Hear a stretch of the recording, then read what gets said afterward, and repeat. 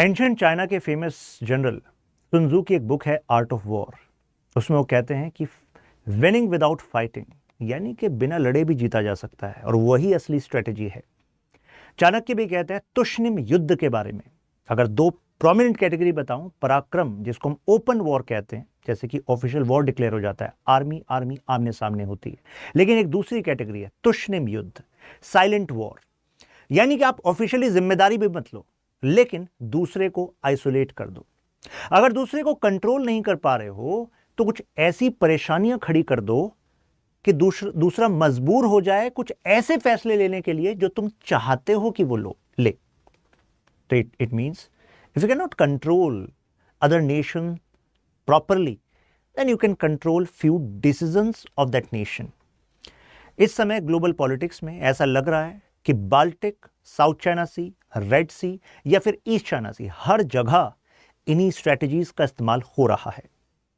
देखिए, great powers उस समय की टेक्नोलॉजीज के लिए फाइट करती हैं।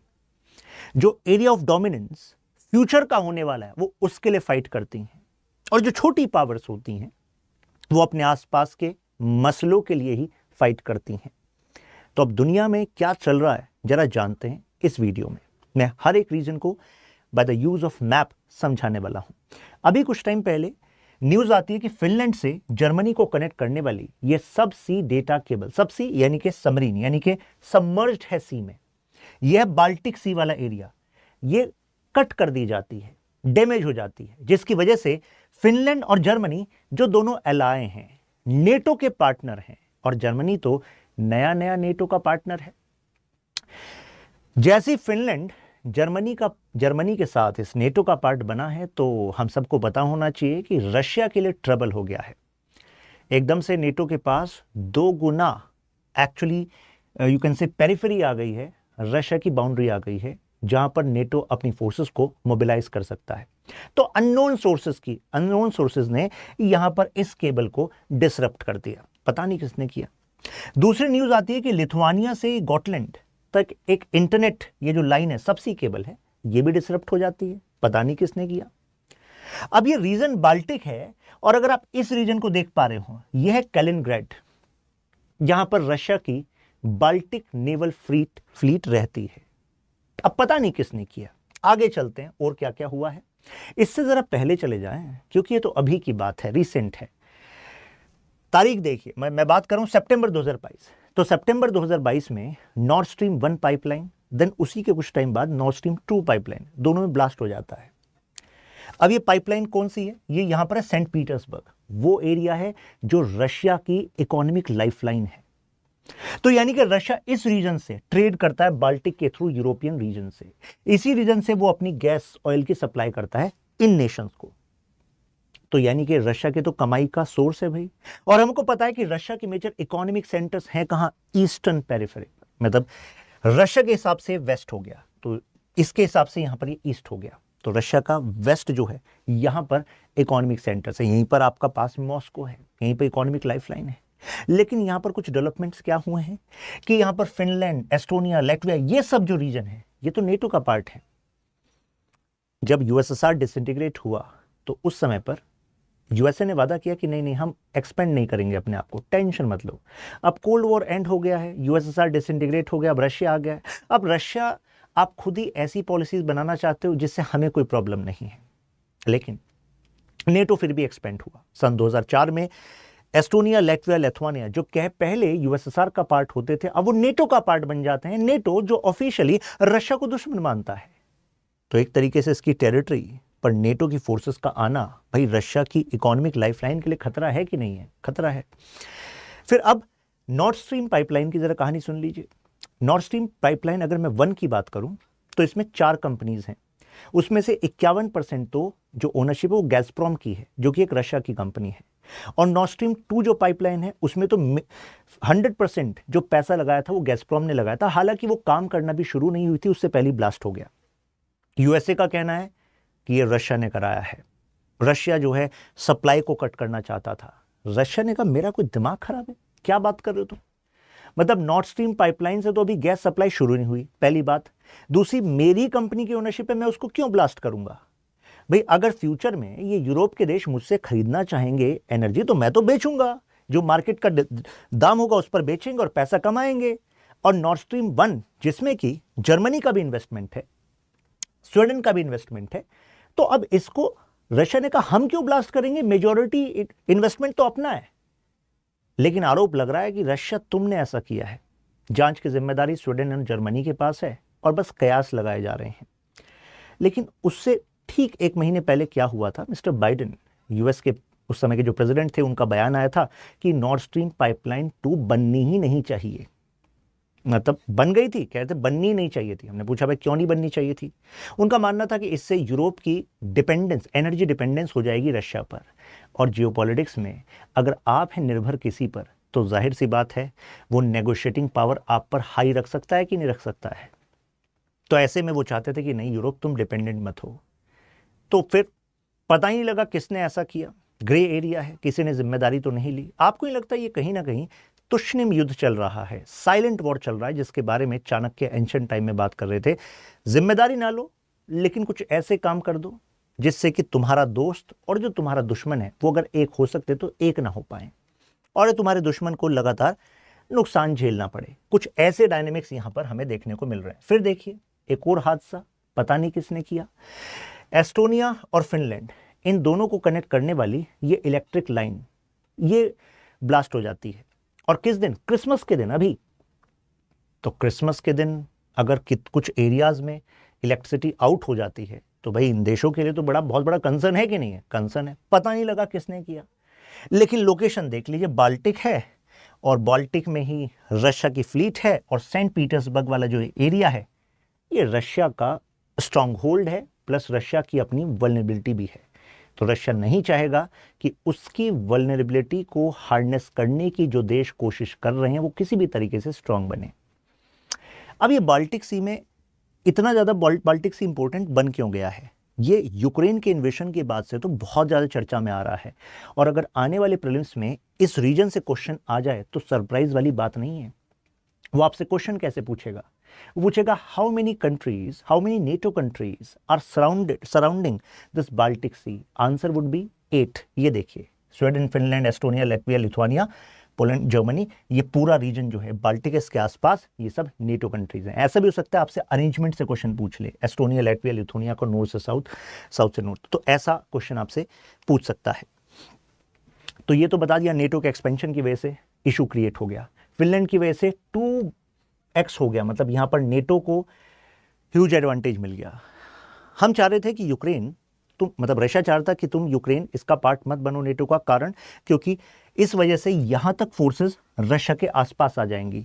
लेकिन फिनलैंड ने इस दबाव में जो नेटो का दामन थाम लिया है, नेटो का पार्ट बन गया है, इस वजह से रशिया जो स्ट्रेटेजिक एडवांटेज यहां पर चाह रहा था कि भाई यूक्रेन तुम मत बनो, नहीं तो ये टेरिटरी नेटो के कंट्रोल में हो जाएगी, वो काम तो फिनलैंड ने कर ही दिया है, राइट। प्लस मुझे लगता है कि फिनलैंड वाला जो नेटो का पार्ट जाना, ये ज़्यादा बड़ा एक स्ट्रेटेजिक ट्रबल हो सकता है आने वाले टाइम में। ऐसा क्यों? क्योंकि इस रीजन को देखिए, बेरेंट सी का ये वाला जो पार्ट आप देख रहे हैं, ये वाला जो पार्ट देख रहे हैं, यहां पर है रशिया की अनदर नेवल फ्लीट, जो कि पोलर वाले रीजन में रशिया को डोमिनेंट पोजीशन देती है। रशिया की ज्योग्राफी ऐसी है, जैसे मैं एक फेमस बुक को कोट करता हूं, एक स्कॉलर है इंटरनेशनल पॉलिटिक्स के, रॉबर्ट डी कापलान, उनकी फेमस बुक है, आप लिख भी सकते हैं, द रिवेंज ऑफ ज्योग्राफी। उस बुक में वो कहते हैं कि रशिया की डेस्टिनी है, Russia has to expand and contract. ये रशिया का फ्यूचर है, ऐसा होगा ही होगा, चाहे जार का टाइम रख लीजिए या पुतिन का टाइम रख लीजिए, जो भी वहां लीडर होगा, ज्योग्राफी ऐसी है रशिया की कि उसको एक्सपेंशनिस्ट पावर होना होगा। आप कहेंगे भाई ऐसा क्यों? ये तो नेचर पे डिपेंड करता है, जियोपॉलिटिक्स नेचर से नहीं, आपके नेशन के चैलेंजेस, नेशन के सर्कमस्टेंसेस से भी निर्भर होती है, मतलब इससे डिटरमाइन होती है। एग्जांपल जैसे रशिया, अब रशिया के नदन वाले जो सारे पोर्ट्स हैं वो क्या है, वो तो फ्रोजन है। अब फ्रोजन है तो आपको ट्रेड करना है, तो आपको क्या चाहिए भाई साहब, आपको वार्म पोर्ट चाहिए, वार्म सी चाहिए। तो वो आपको कहां मिलेगा? वो मिलेगा ब्लैक सी में, यानी कि यहां पर मिलेगा, ये है क्रीमिया।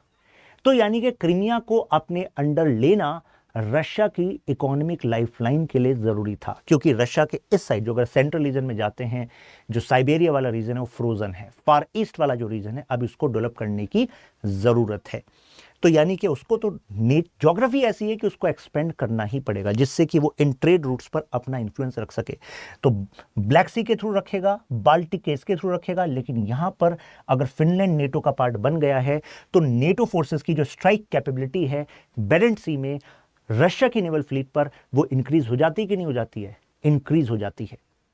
तो रशिया के लिए एक बड़ा स्ट्रेटेजिक चैलेंज यहां पर हो गया है। तो शायद इस वजह से भी ये ऐसी घटनाएं कुछ बढ़ गई हैं, पता ही नहीं लग रहा है कि किसने ऐसा किया है।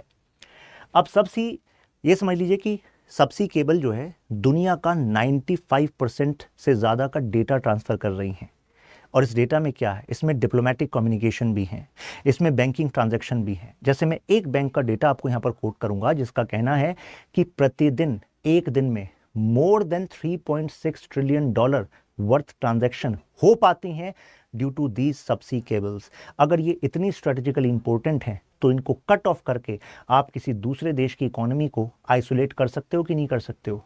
कर सकते हो। इंटरनेट आउट कर सकते हो कि नहीं कर सकते हो? कर सकते हो। जैसे अभी रेड सी में इंसिडेंट हुआ, जिसकी वजह से नॉर्थ अफ्रीका के 4 देशों में 10 दिन तक इंटरनेट ही नहीं आया। Can you imagine this?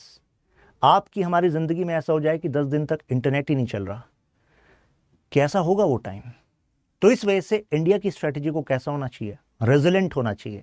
यानी कि हम डिपेंडेंट नहीं हो सकते ऐसी सबसी केबल्स पर, उस एरिया की सबसी केबल पर जहां पर ऐसे कन्फ्रंटेशन चल रहे हैं। तो यानी कि हमें रेजिलेंट होने के लिए अदर सबसी केबल पर भी अपना इंटरेस्ट अलाइन करना पड़ेगा। प्लस जो कॉन्फ्लिक्टिंग पार्टीज हैं दोनों के साथ हमें पार्टनरशिप बैलेंस करके चलनी पड़ेगी, जिससे हमें अगर कुछ खतरा होने वाला है तो there should be some back channel communication, जिससे कि हम अपने इंटरेस्ट को बैलेंस कर सकें। इनसे ये सीखने के लिए मिल रहा है। देखिए बैंक ट्रांजैक्शंस में आपको अभी बता रहा था 90% के आसपास ये जो सबसी केबल्स हैं ना, जो आज जियोपॉलिटिक्स में अहम रोल निभा रही हैं, ये केवल 4 प्राइवेट कंपनीज चला रही हैं, 4 प्राइवेट कंपनीज। तो आप कहेंगे सर प्राइवेट कंपनीज ही तो हैं, तो इससे नेशन की पॉलिटिक्स पर क्या ही प्रभाव पड़ता है? आज की जियोपॉलिटिक्स में अगर समझ लीजिए कि एक रथ है एक देश, तो जो घोड़े हैं ना, they are like these private companies. तो now nations like China and USA, they've pushed, or you can say enabled their private companies to be in such dominant position in such areas so that other nations will be dependent on services or goods of these companies, and that is why these nations are also having high-handedness when it comes to having negotiations in these areas. अब इन 98% में है कौन कौन? जैसे एक USA की company है सबकॉम करके, सबकॉम प्लस फ्रेंच कंपनी है एल्कटेल, एक जापानीज कंपनी है निपुन इलेक्ट्रिक कंपनी, और साथ में चाइना की कंपनी HMN। HMN नाम पर मत जाइएगा, ये एक्चुअली हुआवे की ही कंपनी है, हुआवे की ही HMN कंपनी है। अब ये तो 98% जो लगा रहे हैं, कंट्रोल कर रहे हैं, मैनेज कर रहे हैं, वो तो ये कंपनियां हो गई। लेकिन इनसे लगभग आधी, मतलब जो पूरी जो आपकी सबसी केबल्स हैं दुनिया में, उसमें से हाफ के आसपास तो लीज पे ली हुई है इन 4 कंपनीज ने। और ये 4 कंपनीज हैं किसकी? USA की हैं। Amazon, मेटा, गूगल, माइक्रोसॉफ्ट, ये कंपनीज हैं जिन्होंने लीज पे ली हुई हैं। तो अपने आप में डोमिनेंस है। अब आप सोचेंगे सर इसको ग्रे जोन क्यों कह रहे हैं? ग्रे जोन इस वजह से, बाल्टिक का जैसे मैं एग्जांपल देता हूं, उस पर्टिकुलर जोन से रोजाना 2000 से ज्यादा कंटेनर शिप्स जा रहे हैं। तो ऐसे में आप एकदम से जिम्मेदार नहीं ठहरा सकते रशिया को। कारण वो कह सकते हैं कि भाई 2000 से ज़्यादा कंटेनर शिप जा रहे हैं, हो सकता है किसी कंटेनर शिप ने एंकर जो होता है उसको डाउन कर दिया हो, जिसकी वजह से आपकी सबसी केबल जो आपने सबमर्ज करी हुई हैं वो उखड़ गई हों, डिसरप्ट हो गई हों। तो ऐसे में सैबोटाज भी होता रहेगा और क्लियर कट जिम्मेदारी भी नहीं आएगी। रेड सी देखिए, अभी हूथी रेबल्स ने ये बब अल मंदब जो स्ट्रेट है, ये among the top you can से जियोपॉलिटिकली रेलेवेंट हॉटस्पॉट है इस समय पर। कारण आप सबको पता है, मिडिल ईस्ट और रेड सी, मिडिल ईस्ट ट्रबल्ड है, Israel Palestine, Israel versus Iran, और ये जो रेड सी वाला एरिया है यूरोप के साथ ट्रेड के लिए इंपॉर्टेंट है, सुएज कैनाल, राइट। अब बब अल मंदब से यहाँ से होकर जाना है, और यहाँ पर बैठे हैं हूथी रेबल्स यमन के यहाँ पर। इनको सपोर्ट कौन कर रहा है? ईरान। हूथी रेबल्स ने अटैक किया 4 केबल पे, टोटल 15 केबल हैं इस रीजन में। 4 केबल को डिसरप्ट कर दिया, जिसकी वजह से करीब 25% के आसपास जो डेटा एशिया से जाता है यूरोप की तरफ वो डिसरप्ट हो गया, इंटरनेट सप्लाई डिसरप्ट हो गई। तो हुतीज भी अब मॉडर्नाइज हो रहे हैं। हुतीज आर लाइक कि ठीक है, हमने ब्रिटिश कंटेनर शिप को डुबाया, तुमने हमें सीरियसली नहीं लिया। अभी मैं उसका भी एग्जांपल बताऊंगा आपको।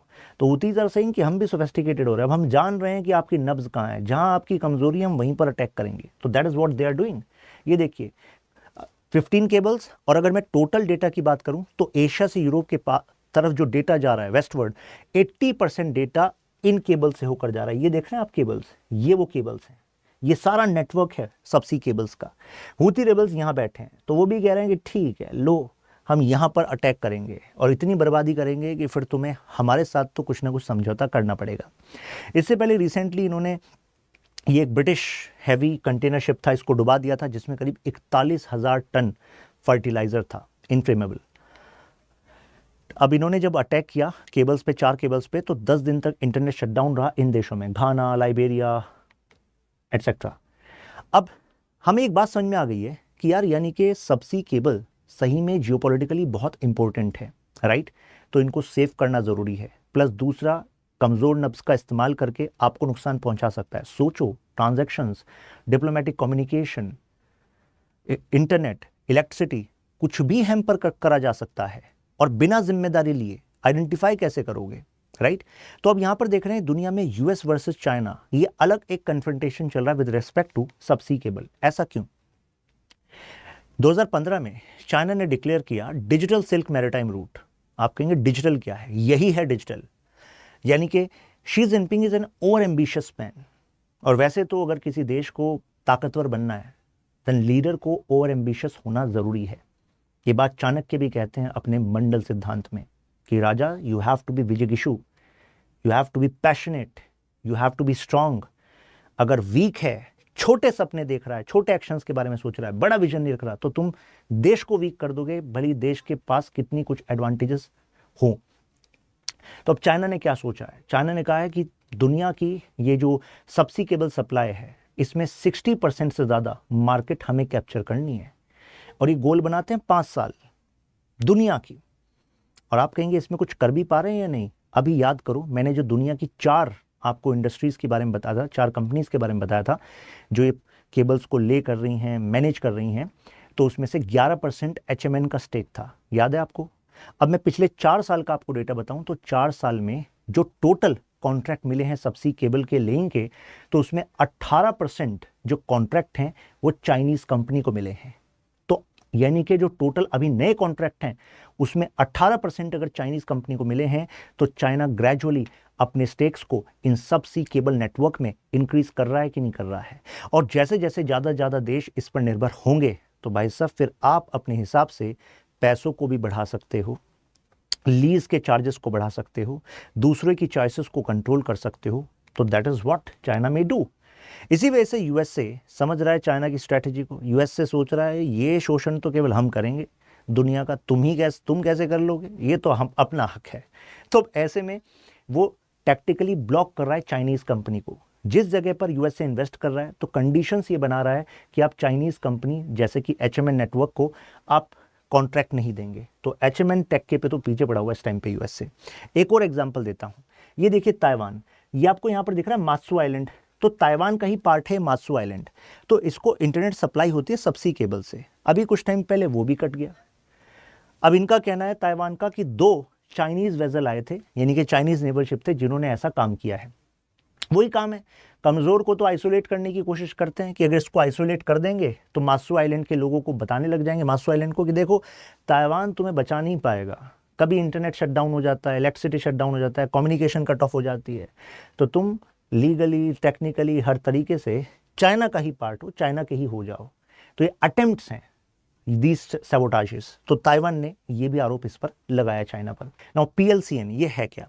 यूएसए ने अपना प्लान करा है कि यार मैं ना ये पैसिफिक लाइट केबल नेटवर्क बनाऊंगा और इसमें दूर दूर तक चाइना की कंपनियों को कॉन्ट्रैक्ट नहीं लेने दूंगा, क्योंकि मल्टीपल कॉन्ट्रैक्टर्स आते हैं कि एक पार्ट हम बना लेते हैं। China, USA is saying no. अब ये देखिए कनेक्ट किसको कर रहा है? फिलीपींस को कनेक्ट कर रहा है, ताइवान को कनेक्ट कर रहा है, हांगकांग को कनेक्ट कर रहा है। आपको पता है एक समय पर ये Philippines was under the control of USA. At one point it was under the control of Spain. Spain को हराकर यूएसए ने अपने कंट्रोल में ले लिया।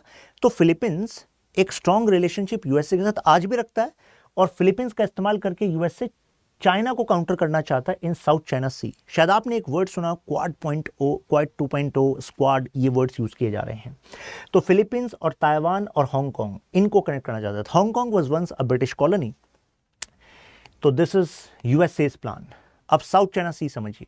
साउथ चाइना सी में स्पेशल ये वाला जो रीजन है, ये आप देख रहे हैं 9 डैश लाइन, ये वो रीजन है जिसको चाइना कहता है ये तो मेरा रीजन है।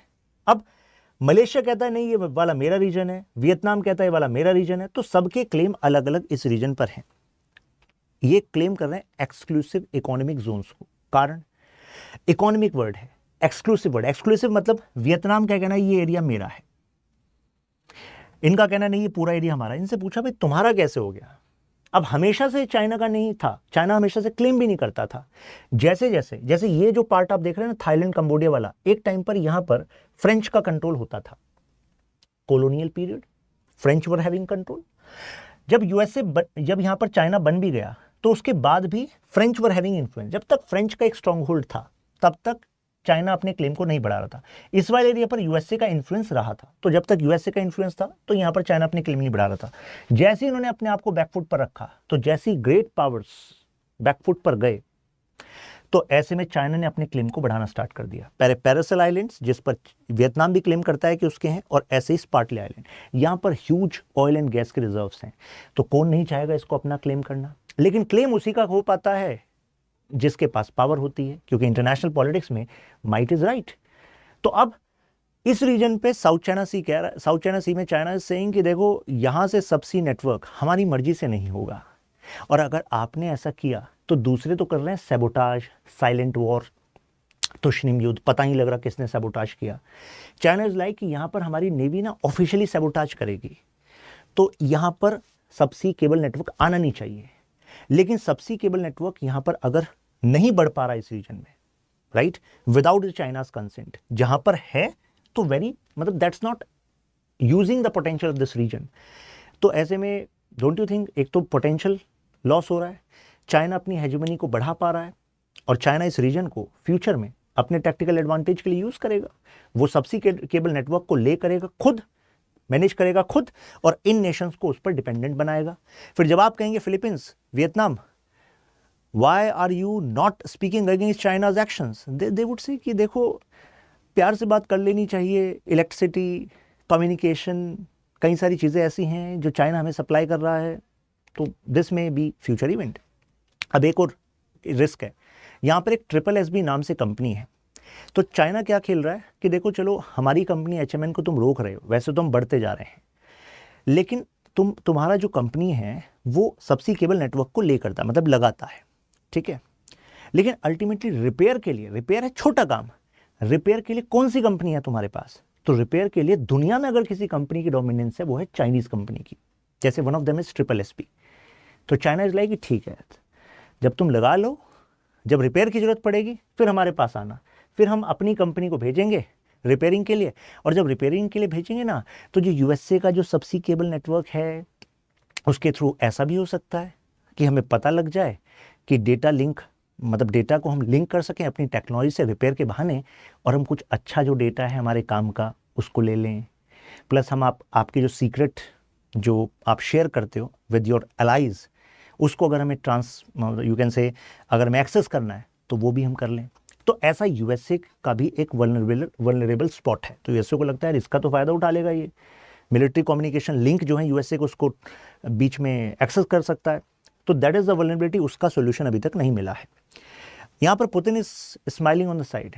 पुतिन कह रहे हैं कि यूएसए, मतलब जब सबसी केबल की बात आ रही है, इसके अराउंड जियोपॉलिटिक्स की बात आ रही है, तो मेजर दुनिया का फोकस चाइना पर ही है, मुझ पर कोई शक नहीं कर रहा इतना। तो यूएसए इज लाइक तुम पर तो शक कर रहे हैं, देखो जो हो रहा है बाल्टिक में तुम ही कर रहे हो।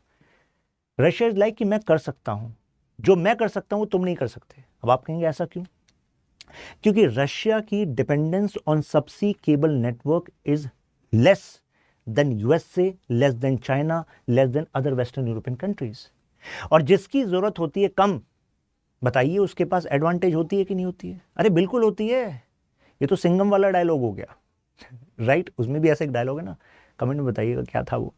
पॉइंट ये है कि यस, क्योंकि Russia is a continental power, right, north से लगभग लैंडलॉक्ड ही मानिए, क्योंकि अभी पोलर रूट एक्सेस नहीं कर पा रहे पूरी तरीके से। तो रशिया इज लाइक कि मेरी इतनी ज़रूरत है नहीं, मेरी तो पाइपलाइंस थी नॉर्थ स्ट्रीम 1 नॉर्थ स्ट्रीम 2, वो तुमने उड़ा दी, तो अब मुझे जो करना होगा वो गड़बड़ी, मतलब जो मुझे अपनी एडवांटेज के लिए करना होगा वो करेगा। तो this can be a critical warfare in future if Russia is not that much dependent but other powers are. अब मिटिगेट कैसे करें इस क्राइसिस को, फाइनल हम कंक्लूजन की साइड पर आए हैं।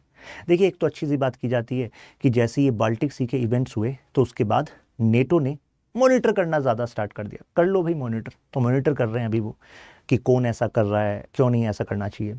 लेकिन आपको पता है इसके अलावा there should be talks on subsea cable network, यानी कि जैसे कि अगर हमें पता है ये इतना स्ट्रेटेजिकली इंपॉर्टेंट है, इतना ही वल्नरेबल बना सकता है, क्योंकि जब हम सिक्योरिटी की बात करते हैं तो ये हाइब्रिड वॉरफेयर में आता है। और आज हम हाइब्रिड सिक्योरिटी की बात करते हैं तो उसमें इकोनॉमिक सिक्योरिटी भी आती है, भाई आर्थिक सुरक्षा भी तो आती है।